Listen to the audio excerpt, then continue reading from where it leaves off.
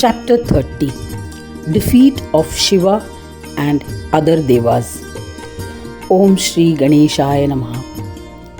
Mudgalacharya continued the narration, saying that when Shiva heard the stinging words from the Pisachas and his Ganas, Shiva was agonized and arrived on the battlefield. Brahma, Vishnu, Kama, god of love, Kubera, Vasu, Chandra, the moon, Surya, Vayu, and Agni were also agitated and hurt.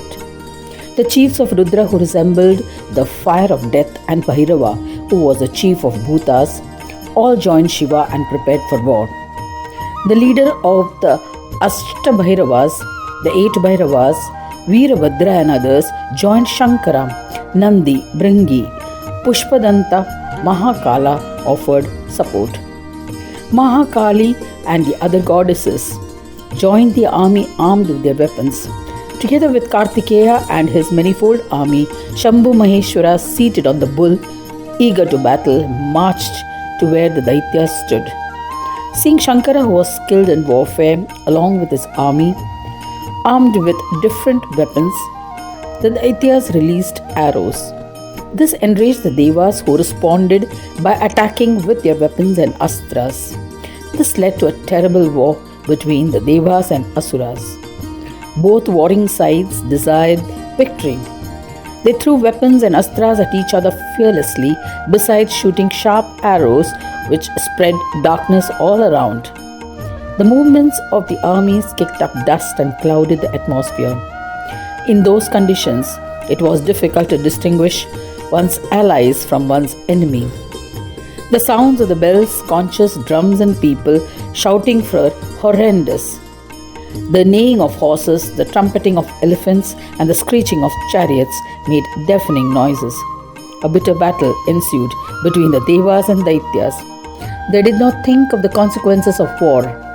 The Suras, gods, and Danavas fought angrily with each other.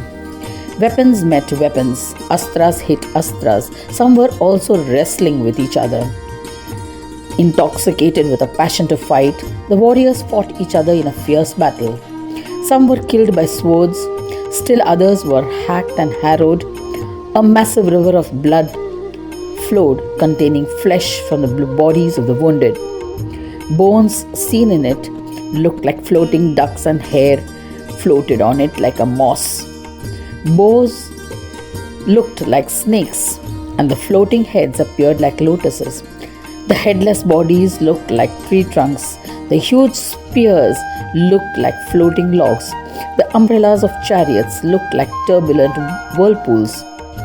The leather handle of the dagger looked like frogs. The river was capable of inflicting fear in the hearts of cowards and inciting for the brave warriors. Seeing the rivers of blood, the Daityas were enraged and attacked fiercely. They attacked the Devas from all sides with lightning speed. Devas fled helter-skelter. They were scattered all over. Seeing their plight, the chiefs of Devas tried to hold them with their heroics.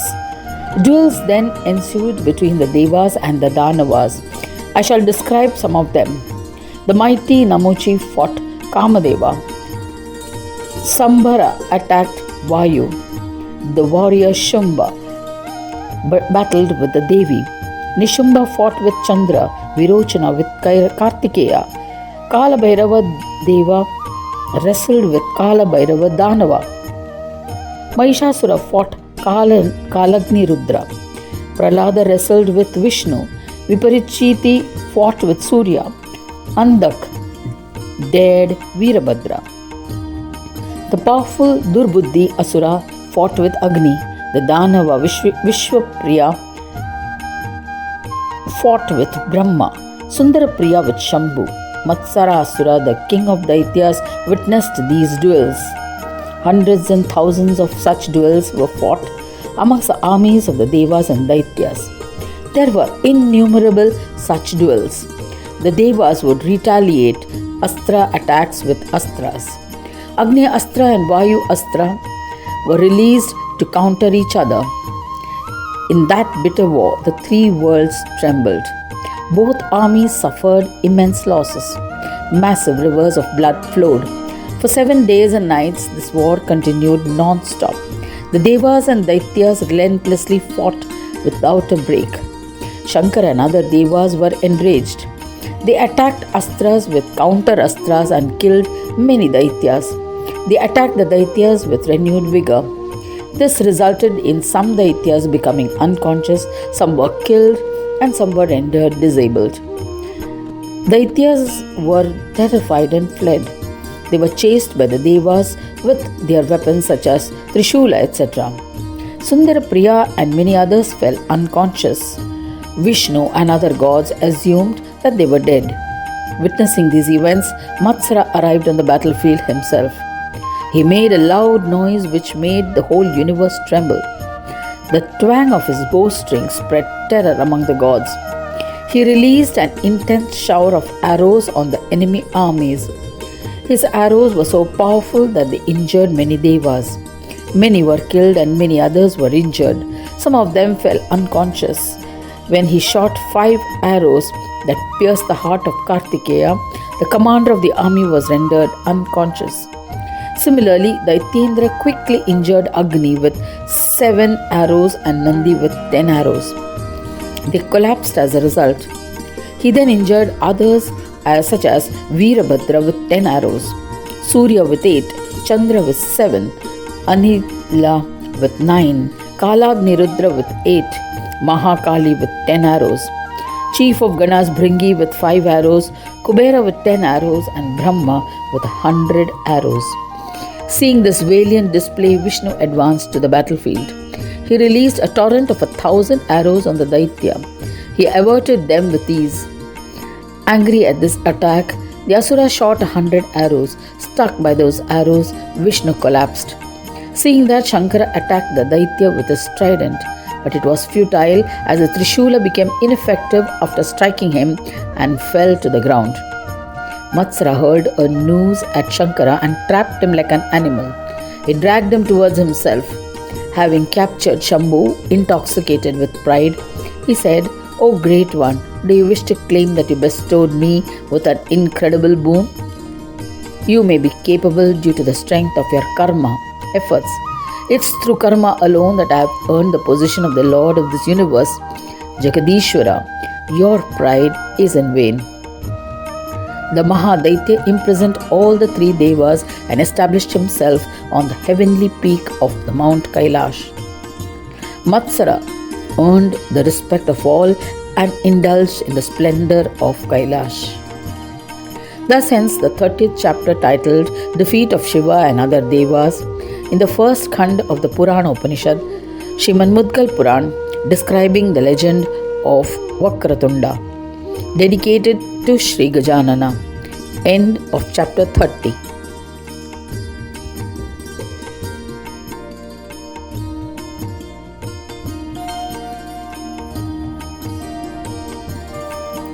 Chapter 31. Devas meet Dattatreya. Om Shri Ganeshaya Namaha. Mudgalacharya continued the narration to Daksha about the unusual feats of the Daitya. Matsara became the lord of the entire universe by his own prowess. He appointed Sundarapriya as administrator of Kailash. Vishayapriya was crowned the king of Vaikunta. Prahlada was established in Satyaloka. Virochana was appointed the leader of Indraloka. Amravati in this manner, Matsara established the Daitya rulers in the various kingdoms in the heavens. Matsara then went to the earth, became the lord of the Daityas, and established a city named Matsaravasaka. He lived there happily. He had conquered all the 3 worlds. He defeated the Devas with his own powers. Devendra, Shiva, and other Devas were placed under house arrest. One day, Matsarasura, in a pleasant mood, summoned Shiva and the other captives. Matsarasura addressed them using persuasive words, saying, "O king of the Devas, Shambhu and the other chief Devas, listen, you may go wherever you desire, but you will always obey my command." The Daitya king boldly released Shankara along with the Devas on this condition: Shiva and the other devas took shelter in Kailash. Mahadev was distraught but waited for an opportune moment. Vishnu and the other gods somehow managed to survive in the caves. On the earth, under the rule of Daityas, all righteousness and dharma were cast aside. There was chaos everywhere. The idols of the devas were shattered and thrown into rivers impudently. O Daksha, the Daitya king, banned the observance of dharma and righteous behavior as commanded by Matsara. The power of devas increases through dharmic activity. The idols of Matsara was established everywhere. The authorities went to all towns in different directions and in every household. The idols of gods that had been worshipped were all demolished and thrown into the water. They distributed the idols of Matsara to every home. In this manner, the cruel Daityas tormented the three worlds. They summoned the Brahmins and battered them. Matsara ordered, "Chant my name in the mantras and suktas while performing the yajna. Insert my name in the japa of Gayatri mantra. I will not tolerate any evasiveness. Perform the oblations to the god of fire and other karmas as instructed. For the Brahmins and others, I am the Ishvara. Those who offer services at my feet will have everything in abundance. I can grant you enough food, wealth, enjoyments, fame and status. This is without a doubt. The whole world is under my command. Those who respectfully feed and nourish the Daityas are dear to me. Those who make Daityas happy will also become my favorites, and I shall fulfill all their desires." In this manner, Matsara, full of pride, ruled, throwing asunder all sense of righteousness. At this time, O Daksha, some devout rishis went into the forests, inhabited by tigers and other wild animals. They observed all their dharmic rituals secretly. Those munis who prioritized their survival remained engaged in irreligious acts. O Prajapati, all the subjects were corrupted and did not observe their respective varnashrama dharma. As a consequence, people stopped performing rituals, yajnas, and their ordained duties. There was a paucity of sacrificial offerings, swaha, swadha, and vashitkara. These sounds were not heard.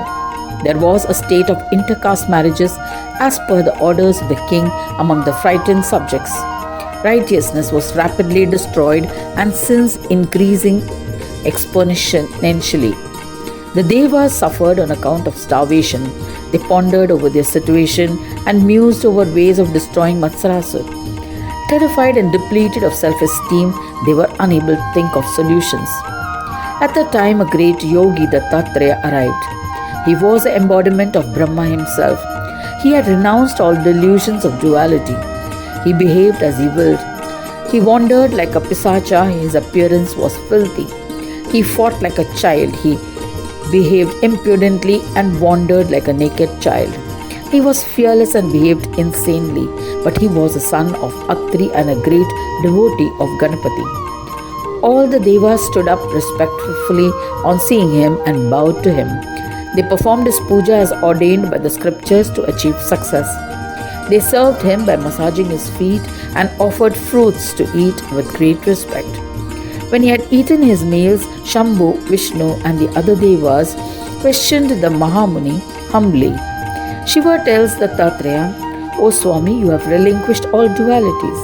You are always joyful. You do not possess the thoughts of you and me. Still, you are compassionate towards mankind. You are an ardent devotee of Ganesha. You are the embodiment of Ganesha. You are an eminent Mahayogi. Endowed with the wisdom of yoga, you are accomplished. Yet, when you see unhappiness, you are distressed. You resolve unhappiness without being emotionally involved. Matsara is tormenting us. He has driven us from our respective abodes, and we are living in the forest like animals. O wise Swami, we are distressed as dharma, religious duties, is not observed by the masses. We have been forced to fast and face death. We are blessed with your darshana due to the merits of our past good deeds. Now we are hopeful that all our sorrows will end. There is no doubt about it. So, O Lord, please suggest some solution to destroy Matsarasur and liberate the world, which is suffering due to his pride. The fault of one can be the cause of sorrow for many. A yogi will not get involved in him, but will destroy the dosha, defect in him. A yogi by his nature strives to comfort all. Hence, O best of yogis, protect the entire world. Mudgala continued the narration of the legend. Hearing the imploring words, the Tatreya realized that the Devas had become vulnerable. So he compassionately said inspiring words to Shiva. He said, O Jagannatha, Bhagavan, Shambhu, you rule the world with benevolence. O illustrious one, you control the reins. What can I say? Yet, O Lord of the Devas, I accept your order and shall offer a solution by which you and the other Devas will get eternal happiness. O Shambhu, Matsara lives in one's heart and thoughts. One believes that I am the Lord of the world, the whole world is subservient to me. There is no one greater or comparable to me in all the three worlds. They consider others insignificant. Such a demonic quality within one's heart is named Matsar. Destroy this asuric thought by the path of yoga. O illustrious Shambhu, when one sees somebody more superior to him, a demonic quality emerges in the mind. This can be destroyed with penance and absolute service to Ganesha. I had also served him with the one-syllabled Ekakshara Ganesh mantra. As a result, Ganadisha and I are not different. Both reside in me as one entity. Worship all Siddhi bestowing Ganesha with the one-syllabled Ekakshara mantra to give up and destroy the envy within your heart. To begin with, destroy the demonic quality of Matsara within your heart and then kill the Danava Matsarasura. Replace the demonic thoughts with divine thoughts. Through the practice of yoga sadhana, you will be successful. Advising thus to Mahadeva, the best of Munis, the self-willed Dattatreya departed, remembering Ganesha. He serves Gananayaka even today.